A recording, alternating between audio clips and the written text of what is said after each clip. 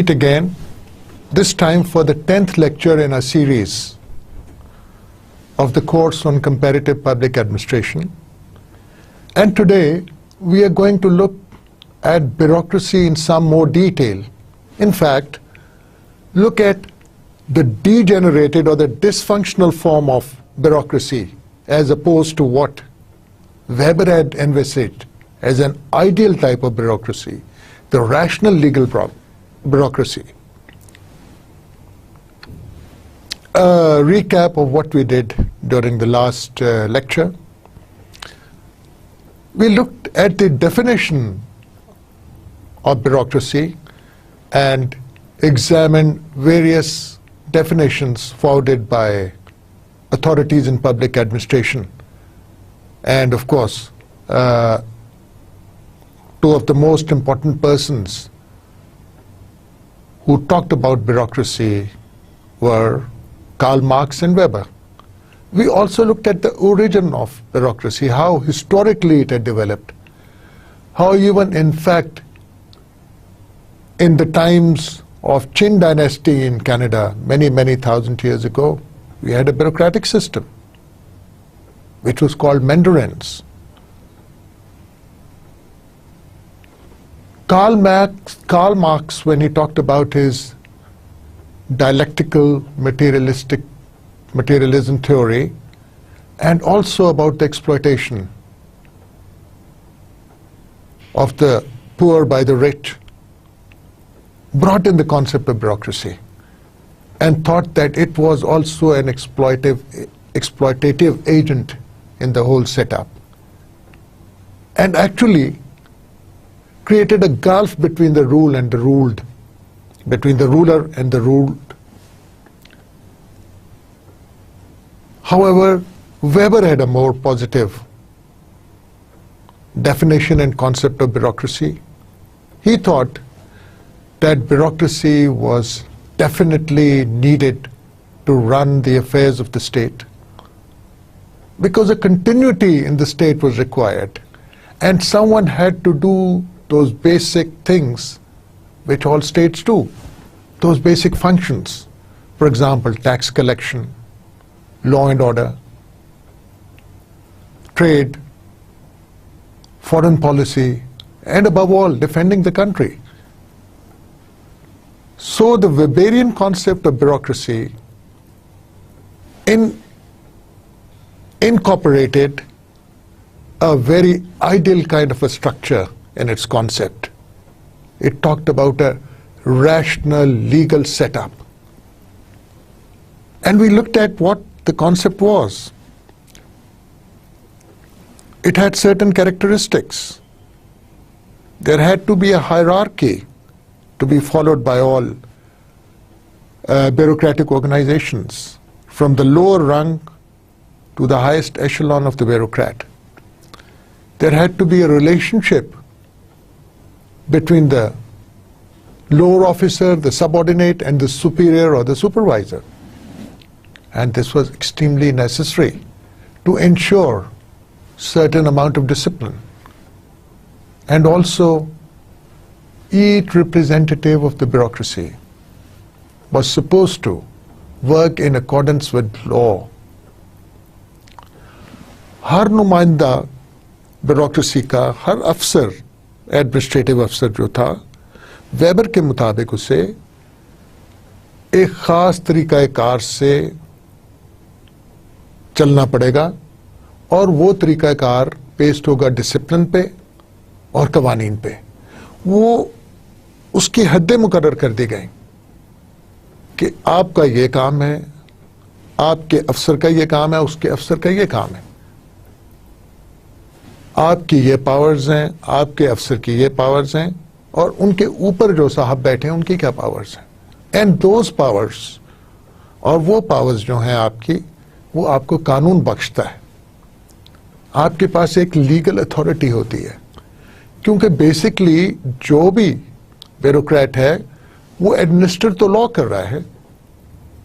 वो पॉलिसी जिसके तहत लॉ बने हैं, जो लॉज पार्लियामेंट ने एनैक्ट किए हैं, उनको अमली जामा पहनाना है ब्यूरोक्रेट ने। इसलिए वेबर का ये ख्याल था कि बहुत ज़रूरी है कि हर ब्यूरोक्रेसी के मेंबर को उसके अपनी पावर्स का पता हो, उसे पूरी तरह इल्म हो कि उसने क्या करना है और क्या वो नहीं कर सकता, यानी कि उसकी पावर में नहीं वो चीज़ करना है। शायद उसके अफसर की पावर्स हों वो, या ऊपर और किसी की पावर्स हों, लेकिन एक ब्यूरोक्रेट लिमिटेड है अपनी पावर्स से जो उसे लीगली दी गई हैं कि वो काम कितना करेगा, कैसे करेगा।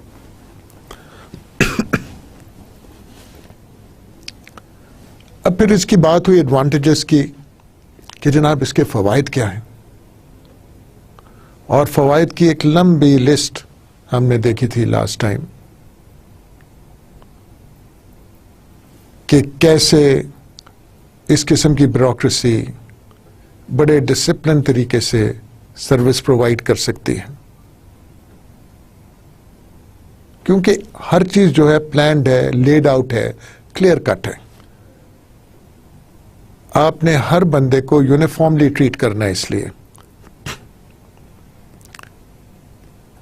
आपने लॉ से बाहर नहीं जाना। तो ये इसके जो एडवांटेजेस थे उन पे क्रिटिसिज्म भी आया। वेबेरियन ब्यूरोक्रेसी में दो एस्पेक्ट्स आ जाते हैं, एक पॉलिटिकल एस्पेक्ट्स और एक टेक्निकल एस्पेक्ट। टेक्निकल एस्पेक्ट तो वो प्रोफेशनल है जो अपने डिसिप्लिन के बारे में जानता है और उसे पता है कि किस तरह क्या काम करना है। And that is after an exhaustive training. The bureaucrats get an immense amount of training.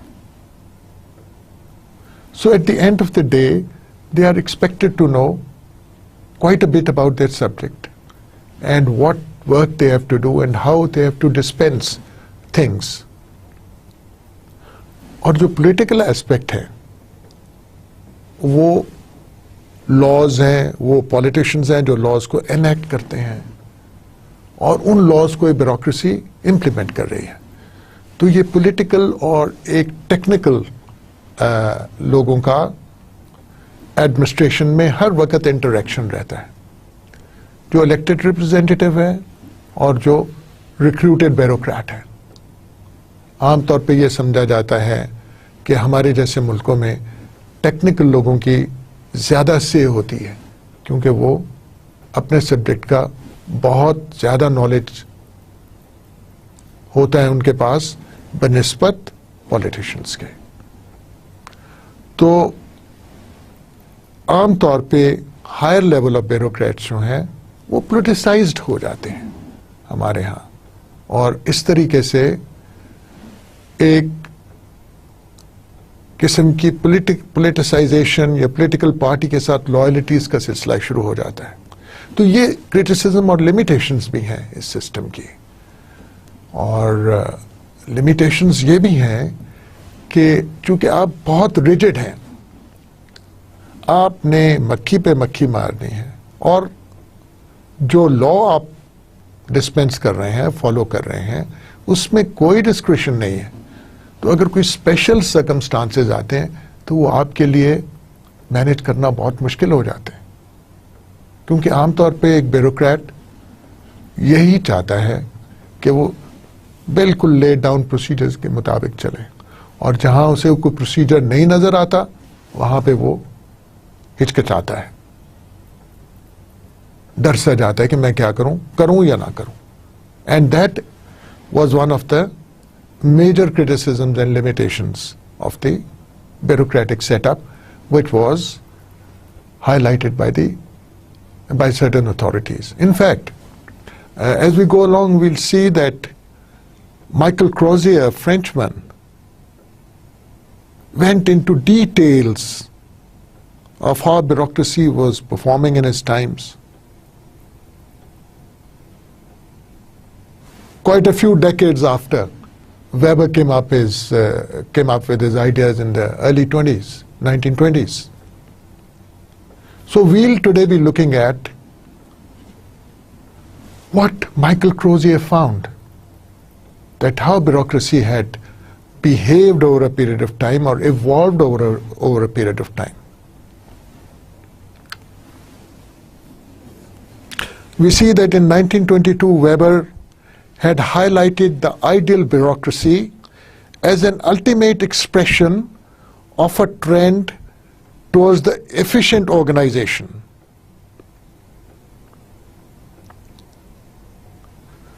1922 में वेबर ने यह कहा था कि इससे बढ़कर कुछ नहीं हो सकता कि आपको एक ऐसी ideal bureaucracy, rational legal bureaucracy मिल जाए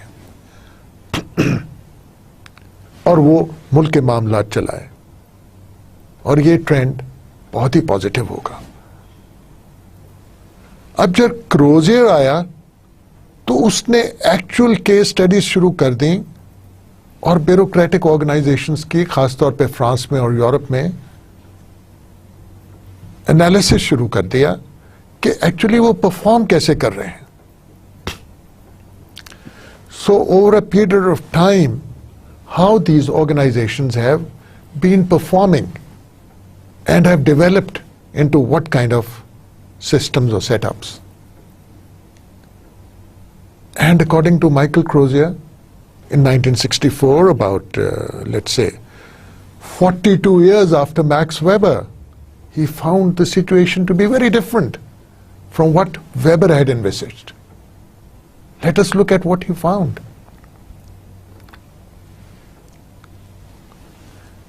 He found that it was characterized by a slowness,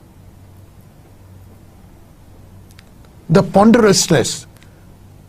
यानी एक तो आप स्लो हैं, दूसरा आप इतना ज्यादा चीजों को एग्जामिन कर रहे हैं, पॉन्डर कर रहे हैं उनके हर एस्पेक्ट से, कि एक आप रूटीन में पड़ गए हैं और आपने इतने कॉम्प्लिकेटेड प्रोसीजर्स इवॉल्व कर लिए हैं कि eight the end of the day जो आपको काम करना है वो आप सही तरीके से कर नहीं पाते। In other words, the organisations had become victim to their own processes and objectives were no longer that important or being served by the organization. The processes, the bureaucracy, the organization had become important, not the end objectives. और इतने complicated procedures create कर दिए थे bureaucrats ने कि जो organizational goals थे, या अगर आपने पब्लिक सर्विस देनी है तो वो कोई इतने अच्छे तरीके से नहीं दी जा रही थी। यानी वेबर ने जो सोचा था शायद एग्जैक्टली वो नहीं हो रहा था। And he says, as such, bureaucracies often became dysfunctional. They were not performing their functions. So when a thing becomes dysfunctional, is it worth it? If your car is not functioning, is it worth it to keep it in that form? Dysfunctional. Not doing the work it is supposed to do. He goes on to say his findings. Unfortunately, a bureaucratic organization cannot correct its behavior by learning from its errors. He found that जो भी bureaucratic organisations हैं वो जब गलती करती हैं तो अगली मर्तबा फिर वही गलती करती है। जो वेबर का मॉडल है उसमें फीडबैक या लर्निंग का कॉन्सेप्ट नहीं है इनग्रेन्ड, जिससे वो अपने पास मिस्टेक्स देखकर अपने बिहेवियर को करेक्ट कर लें और नेक्स्ट टाइम वो मिस्टेक ना करें, क्योंकि वो बहुत रिजिड है, जैसे हमने पहले बात की। और अगर कोई क्राइसिस आ जाता है, फ्लड्स आ जाते हैं, अर्थक्वेक आ जाता है, नेचुरल कोई भी डिजास्टर आ जाता है, war, and we have seen that under such circumstances bureaucracy is very slow to move and adapt because they are used to doing things in a certain manner, and it's not easy for them to speed up They cannot react immediately. They have been trained that way. They will look for the legal cover and not find it. So things become slow.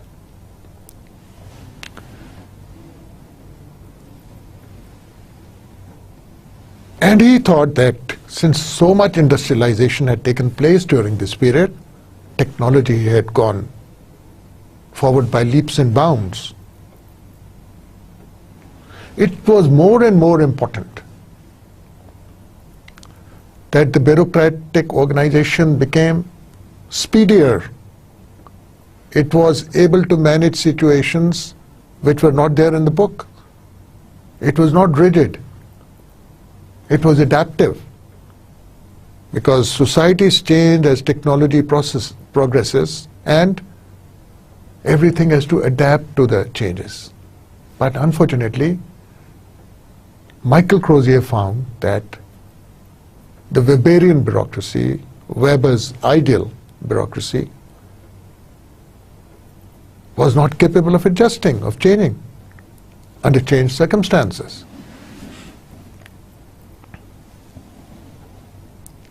He also found that organizations were beginning to discard the notion of one best way.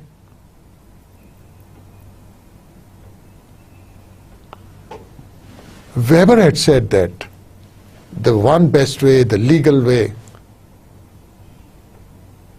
was to be followed and should be followed. But over a period of time, when these organizations found that based on too much logic and making sense of things right now, immediate coherence, they were unable to perform the way they should be performing. So this idea of being able to do things in the one best way, according to Weber, was being discarded by organizations. और इसी rationalisation की वजह से एक जो factor बीच में आ गया था कि आप बता सकते हैं एक ऑर्गेनाइजेशन एक खास हालात में कैसे रिएक्ट करेगी, predictability. That had in fact become a weakness of the bureaucracy, because then you can play with the bureaucracy.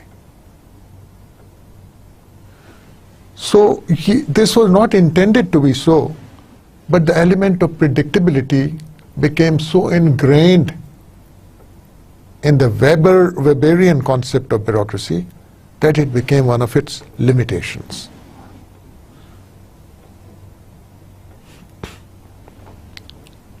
और फिर क्रोजियर ने यह कहा कि organizations do not operate in a vacuum, nor are they something very, very mechanical. They are social constructs. They are man-made and they are manned by people. और इसलिए वहां पे बहुत फ्रिक्शन होगी बीच में, पावर स्ट्रगल्स हो रही थी. क्रोजियर ने देखा कि ब्यूरोक्रेसी के अंदर बहुत ज्यादा पावर स्ट्रगल्स डेवलप हो जाती हैं, और वो जो एक आइडियल रैशनल कॉन्सेप्ट था वो शायद इतना ह्यूमन नेचर के करीब नहीं था. तो गोया ये एक और लिमिटेशन या एक और डीजेनरेशन उसने देखी कि वो ब्यूरोक्रेसी जिसको मैक्स वेबर समझ रहा था कि बहुत रैशनली चलेगी, आइडियली चलेगी, बहुत अच्छा इंटरेक्शन होगा मेंबर्स में, वो नहीं था. एक्चुअली ऑर्गेनाइजेशंस में power struggles with in smaller groups चल रही थी. So this was one important observation made by Michael Crozier when he studied a number of organizations, bureaucratic organizations in Europe.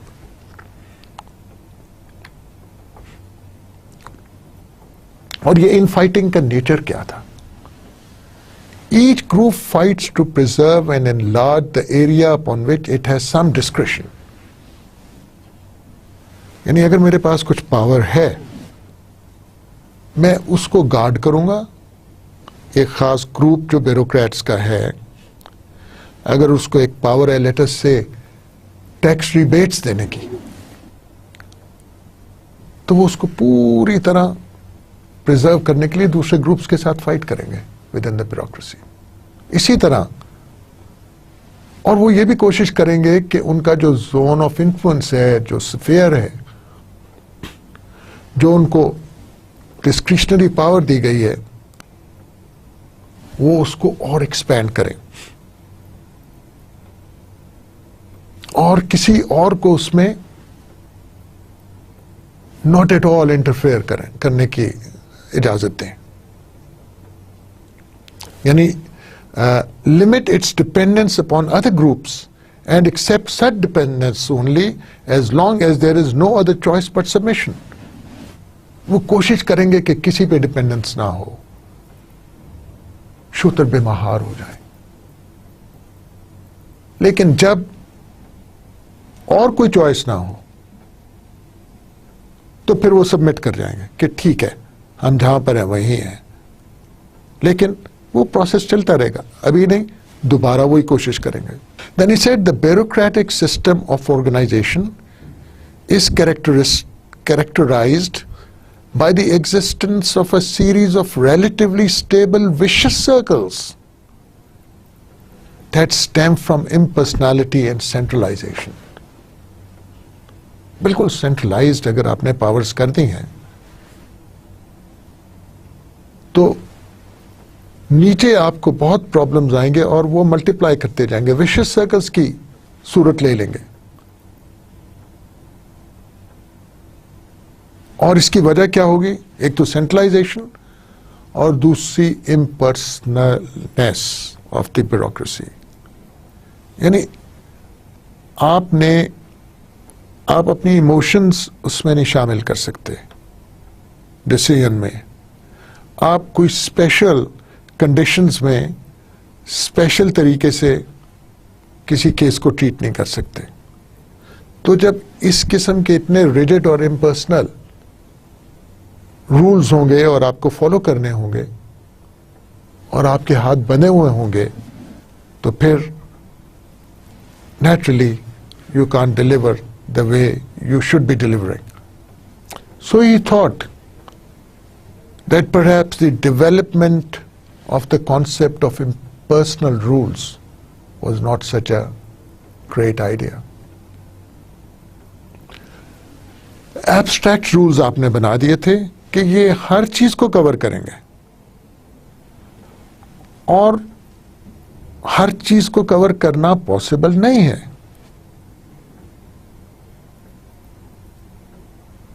तो इन एब्स्ट्रैक्ट रूल्स की एक limitation जो थी वो फिर क्रोजियर ने हाईलाइट की। और एक और जो उसने एस्पेक्ट देखा, he says once competitive exam has been qualified, promotions are a matter of seniority. Thus hierarchical control is lost and governing lower levels becomes meaningless. उनका कहने का ये मतलब था कि एडमिनिस्ट्रेटिव सिस्टम ऐसा है, वेबर ने जो इन्वेस्टिज किया हुआ है उसमें जो रिक्रूटमेंट का तरीकाकार है वो of course is based on competition, because you have to get the meritorious on board. लेकिन जब एक दफा आप क्वालिफाई करके सिविल सर्विस में आ जाते हैं तो उसके बाद प्रमोशंस लेना इतना मुश्किल नहीं होता।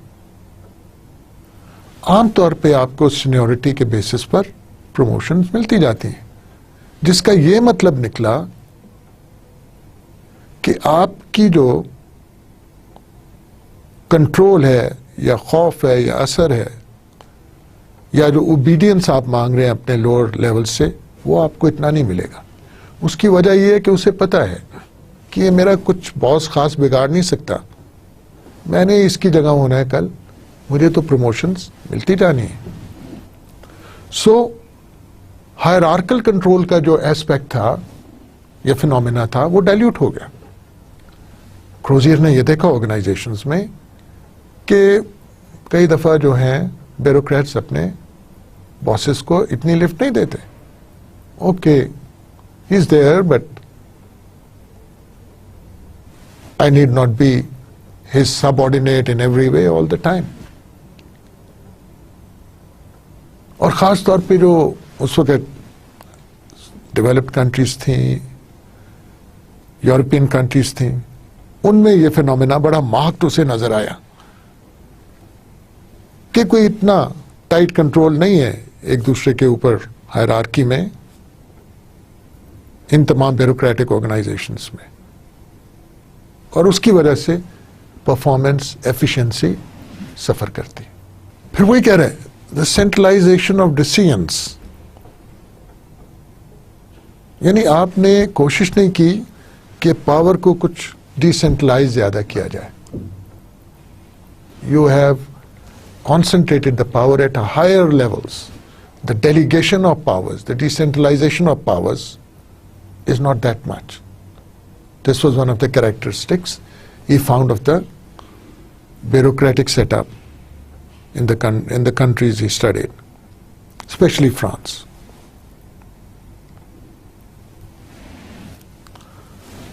और जब problems create होते हैं तो जरूरी नहीं कि वो ग्रास रूट लेवल पे टैकल हो जाए, आप उनको पास ऑन कर देते हो। यानी ब्यूरोक्रेसी में ये खासियत है कि don't have to take a decision. If there is a problem, let us refer to it a higher authority, and then that authority refers it to another higher authority, and in the process वो जब तक किसी बड़ी authority, so called impartial authority के पास पहुंचता है तो प्रॉब्लम और ज्यादा मैग्नीफाई हो गया होता है, because it was required to be solve right in the beginning and at the grass root level. And when you are referring a problem to a remote authority, then that particular authority may not have all the knowledge, neither the technical knowledge or the knowledge of circumstance of that particular problem, and may not be in the best of positions to take a decision on such a problem. कोई आप जो problem grass root level पे solve होना था, आपने इतनी बड़ी organisation बना दी, उसको सेंट्रलाइज कर दिया उसकी पावर्स को, और हर कोई उस ऑर्गेनाइजेशन में ये कोशिश कर रहा है कि मैं प्रॉब्लम सोल्यूशन ना करूं बल्कि रेफर करता जाऊं दूसरी बॉडीज को. आपने देखा होगा पाकिस्तान में भी यही होता है. एक आपने अगर छोटा सा डॉक्यूमेंट बनवाना हो तो आपको दफ्तर के कितने चक्कर लगाने पड़ते हैं, लेकिन that is a matter of how the bureaucracy is performing. They will not ask you in the first instance, they will not tell you in the first instance all the details, and then you'll find out that your problem has been referred to someone else which you had never imagined was concerned with the problem. तो ये आखिर में जाके problem ऐसे एक forum पे चला जाता है जिसको इतनी नॉलेज होती ही नहीं उस इशू की. तो जाहिर है ऐसे हालात में प्रॉब्लम सॉल्विंग जो होगी या जो सोल्यूशन दिया जाएगा वो नॉट बी वेरी ग्रेट और आइडियल. और क्रोजियर साहब ये भी कह रहे हैं कि sometimes because the bureaucrats, the administrators are insulated, protected from the public at large. They most of the time don't have to explain their weaknesses, their shortcomings, the delays, the wrong decisions. They are insulated and protected in the ideal type of bureaucracy. So what happens? Decision making keeps on being delayed. Things keep on lingering. Services may not be provided properly. और उसके बजाय जो organisation है उसकी अपनी जो internal politics है उसके डायनामिक्स और ज्यादा उजागर हो रहे हैं. जिनको आपने सर्व करना था उनसे आप इंसुलेट और प्रोटेक्ट हो गए.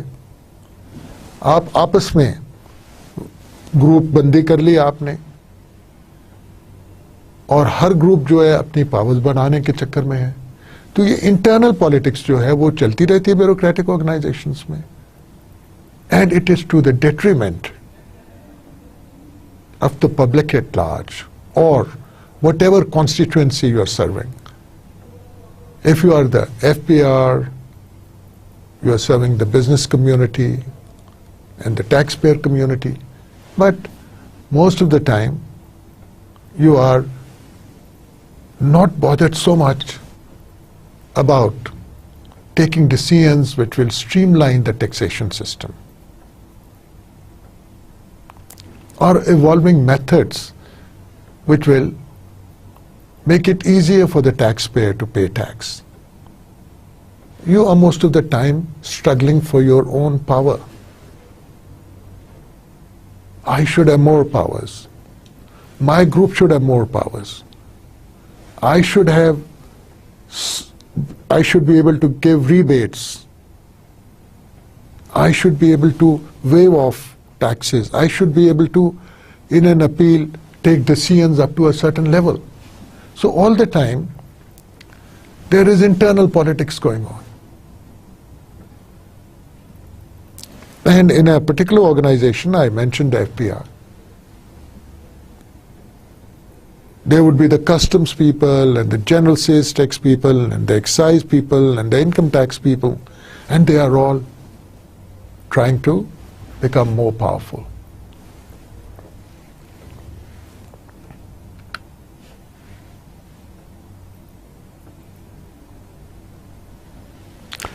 The isolation of strata and group pressure within strata. As I mentioned, these are stratas of an organization.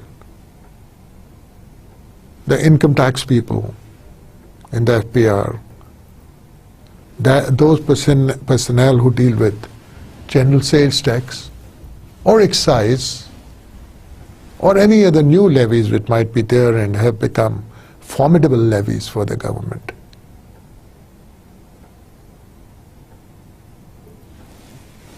There is a group pressure exerted by all this strata, and at times the strata might become completely isolated from its external environment. Then there is a lack of exercise of decisions by superiors and absence of bargaining by subordinate, which results in an organization consisting of a series of isolated strata.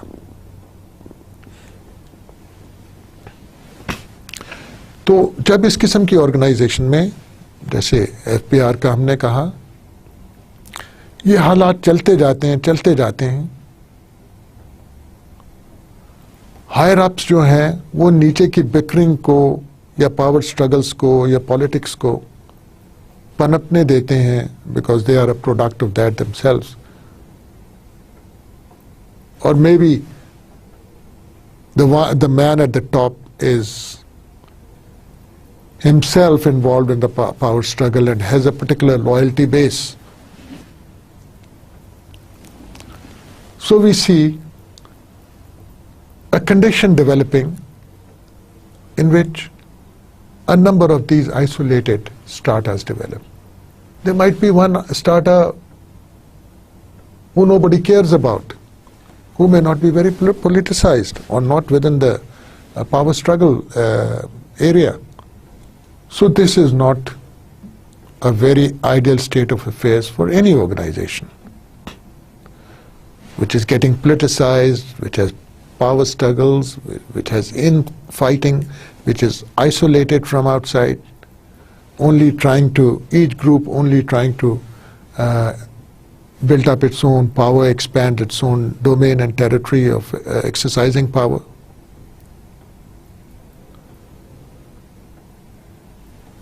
अब इसमें एक और होता है कि जो वो particular strata है उसमें जो आपके कोलीग्स हैं वो सारे इकट्ठे जो हैं मिलकर उस स्ट्रेटा को स्ट्रेंथन करने की कोशिश में लगे हुए हैं, and there is a lot of peer pressure on you if you are working in that organization and you are a person who's, let us say, an income tax person in the FPR, then there is a lot of peer pressure from your colleagues in the service to be loyal to them, to continue with them, and to continue with this process of trying to broaden your base. There is not much bargaining. It is just more political infighting. So at the same time, what is happening to the organization? The wider goals of the organization are not being met. Similarly, an individual who may not want to subscribe to this kind of politicization or this kind of infighting, or does not believe in trying to become more powerful or to extend the domain of its power of that strata. Someone who does not believe in these things, has different beliefs, believes that they should be serving and meeting the objectives of the organization. That person cannot exist. That person will be pushed to a corner. So there is this pressure to conform. In fact, we can even say today, in case of Pakistan, that perhaps there is a pressure to conform to the unfortunate trait of corruption in our bureaucracy.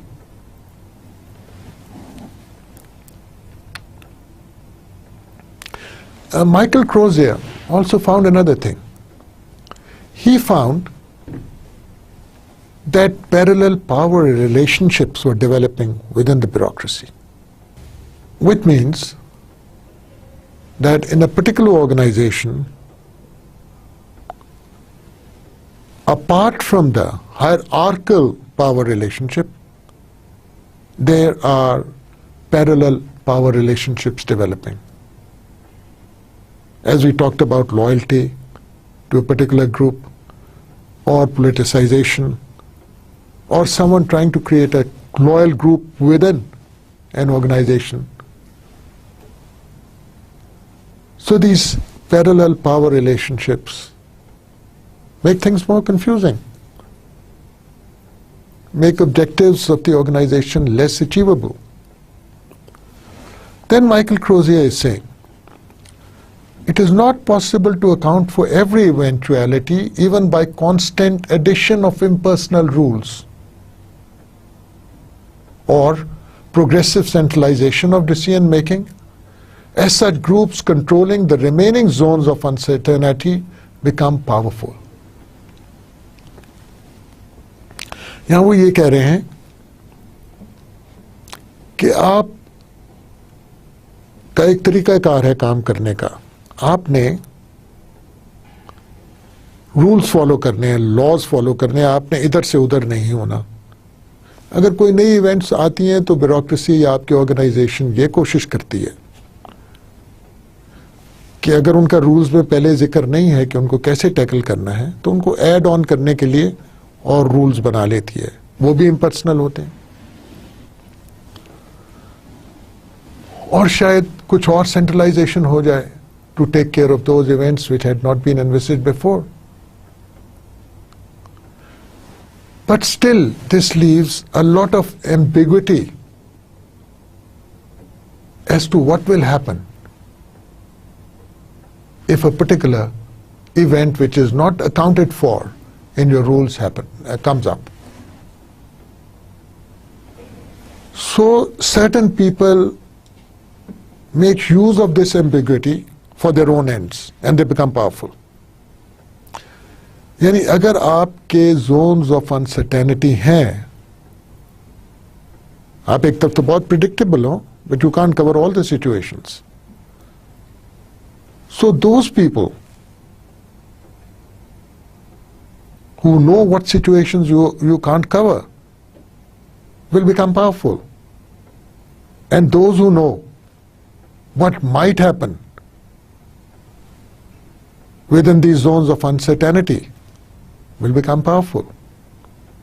And they may have their own bargaining system with outside agents.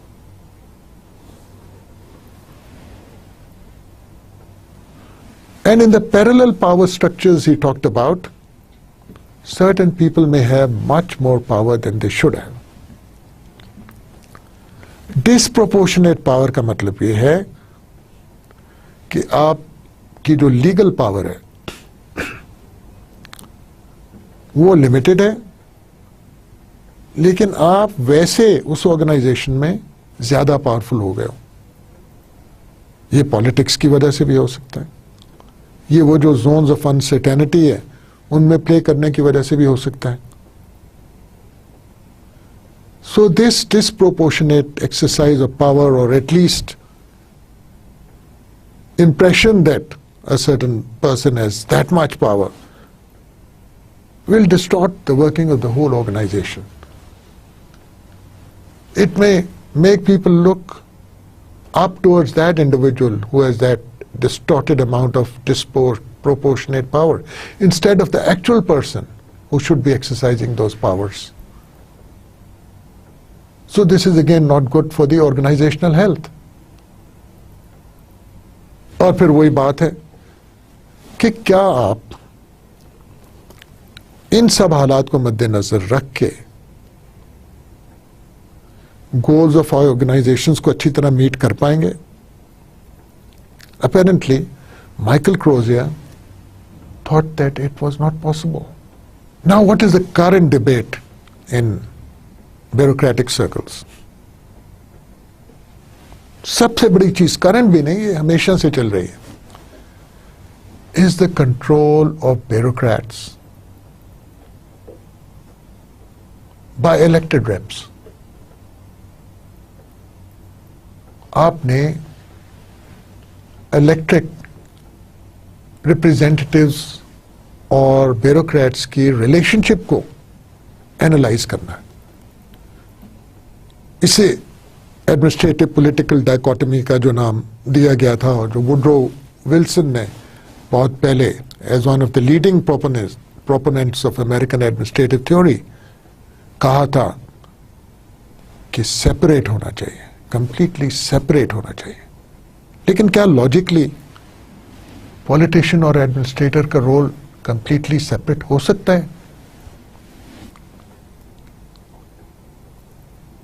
Politician का बहुत कुछ stake पर है।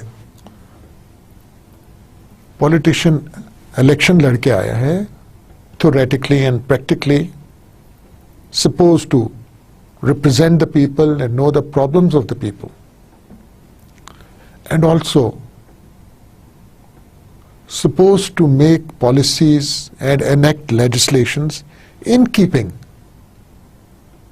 with the aspirations of the people. ये politician का democracy में main role है।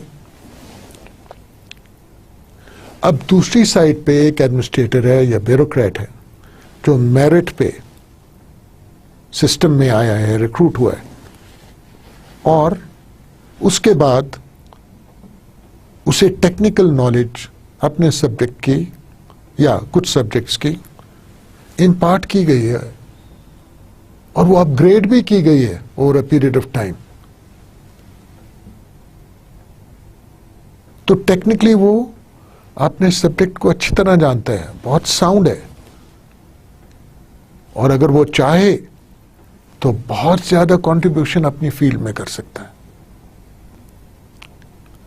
काम वहां खराब होता है जहां टग ऑफ वॉर हो जाती है या ब्यूरोक्रेसी मिसलीड करना शुरू कर देती है पॉलिटिशियंस को for their own personal reasons,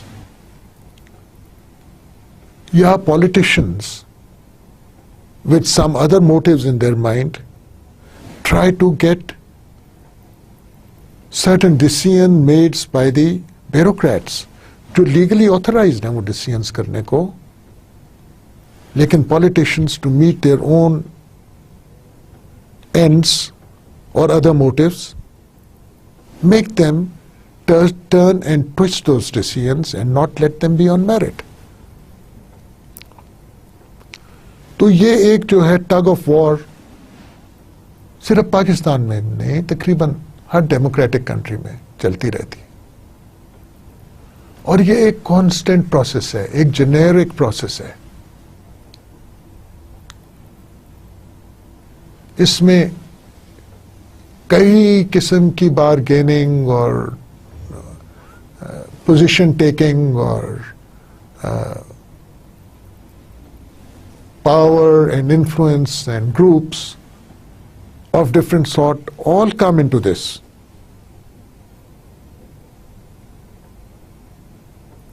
So the question is, if the bureaucrat has a lot of technical knowledge, the elected representative does not have technical knowledge, how will that elected representative control the technical bureaucrat?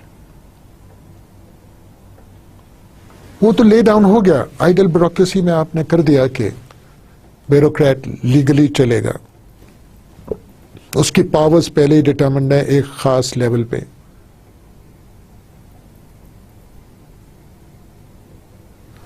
और दूसरी side पे अगर उस पर pressure आ रहा है कि आपने लीगली नहीं चलना, आपने इसमें इस तरीके से चलना है, तो वो ब्यूरोक्रेट कैसे रिएक्ट करेगा? There are two sides of the coin.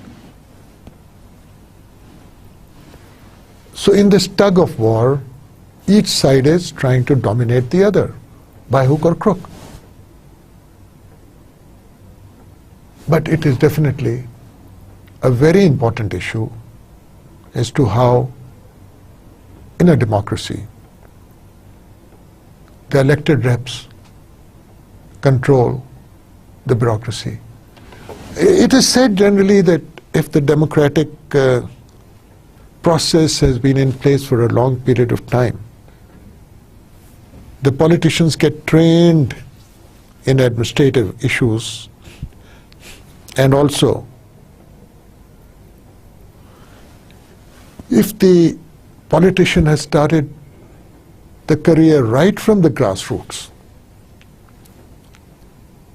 he or she will be able to, having come up a certain hierarchy and from one level of the government to the other, be in a position to know a lot of things about his subject and how the bureaucracy works, and hence be able to control the bureaucracy. Very interesting. Iron triangles. We speak of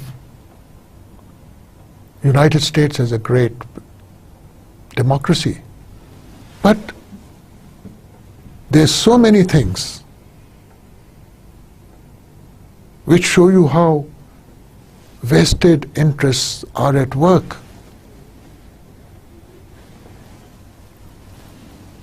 In the democratic system of the US. For example, this concept of iron triangles, wherein the ministries or the bureaucrats and the vested interest groups, let's say the industrialists or the agricultural lobby or whomsoever, and thirdly, the elected representatives who are on the committees of the Congress or the Senate dealing with that subject, get together, come in cahoots, and serve the vested interest group. This is known as an iron triangle in the politics of USA. In fact, lobbying has become a great art on the Capitol Hill. A lot of money gets pumped into lobbying so that you can influence your senators, your congressmen, to listen to what you want done. You may be lobbying for tobacco, for example, or any other big business. Another characteristic which is under debate and is a fact of life, and we don't know how to rationalize all these things, is the attempt of bureaucrats to increase their budgets, their own budgets. Bureaucracy tries to expand all the time, and for expansion you need a budget, so you will try to increase your budget. You also want more perks, better pays, all kinds of facilities. Apart from pension at the end of the day, तो आप अपना budget, अपने महकमे का budget जिसमें आप सबसे important बंदा है, आप हर वक्त उस वक्त कोशिश करते हो कि वो इंक्रीज हो. यानी महकमे ए वाला जो है वो ट्राई करेगा मुझे बहुत ज़्यादा बजट मिले, एग्रीकल्चर वाला कहेगा मुझे बहुत ज़्यादा बजट मिले, ट्रेड एंड कॉमर्स वाला कहेगा मुझे बहुत ज़्यादा बजट मिले, लॉ एंड ऑर्डर वाले कहेंगे oh look at the condition, we need the budget, we need big cars for patrolling, but at the end of the day they may not be patrolling, they might be parked in the bureaucrat's home, and some particular people might be using them. But there is this tendency to increase the budgets of their departments and the budgets allocated to them as bureaucrats also. एक और जो criticism हुआ ये rational, legal bureaucracy, Weberian bureaucracy पे was that such rational bureaucrats are anti-welfare. They do not encourage welfare spending because they think that this is a wastage. Why should we subsidize? Let the consumer pay himself, let the client pay himself, let the citizen pay himself or herself. Let the market economy go on. Because any rational bureaucrat will believe in the market economy. And when we say that the state should not intervene or state should intervene where things fail, we are essentially saying that state should let the market economy prevail. And the concept of welfare does not go very well with the market economy.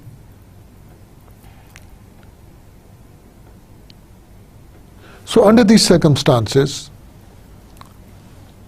we have seen the bureaucrats as an instrument in trying to make welfare spending lesser or trying to make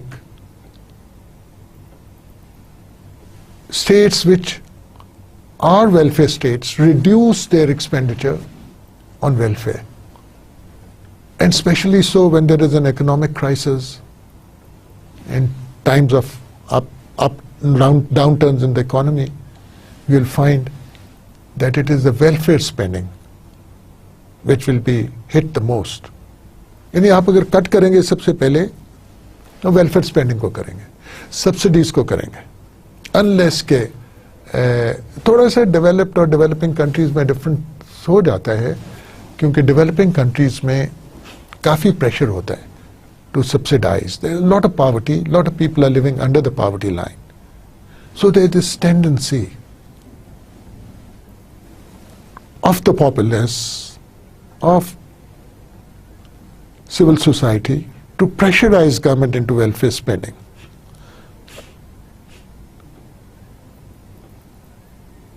But such pressures may be limited in developed countries.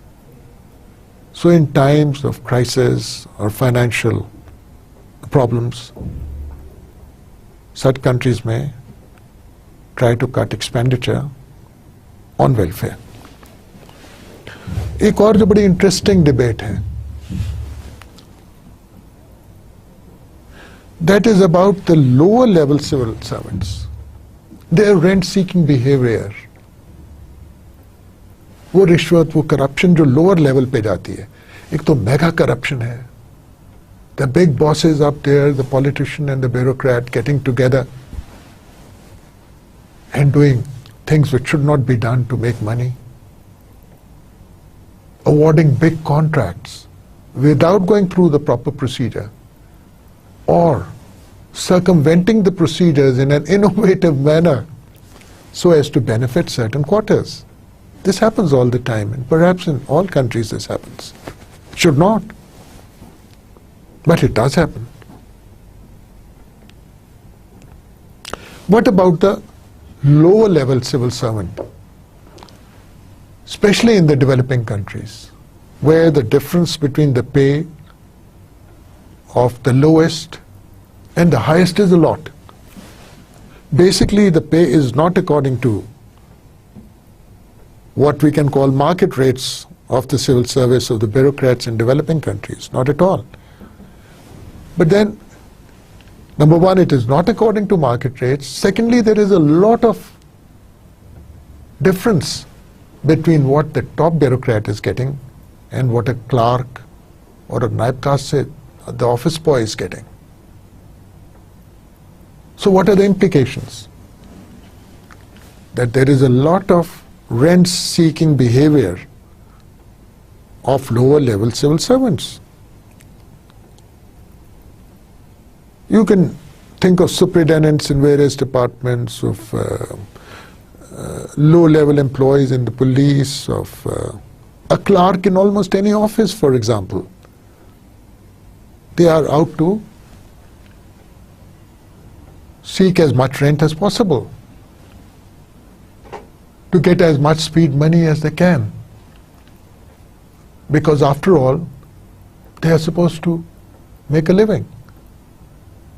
So this phenomena of the rent-seeking behavior of low-level civil servants has also been examined a lot by certain public administrative scientists and authors, researchers, and especially those from the developing countries have come up with some very, very interesting and revealing facts about how the rent-seeking trends are present in developing societies and what are the implications of these trends. Because ultimately, all this corruption, whether it be at the mega level, the upper level, or the lower level, is going to contribute towards, is not going to contribute towards production. It is going to be counterproductive, because the costs of doing business will go up, because the time of doing business will go up, because the predictability in doing business will not be there. You very much know that you are the lowest person who has given a bid and you are not getting the order. So, the predictability of doing business, the trust, and under such circumstances, it is difficult for a economy, a developing economy especially, to become more industrialized, more productive, more social sector oriented, because so much is lost to corruption. Thank you.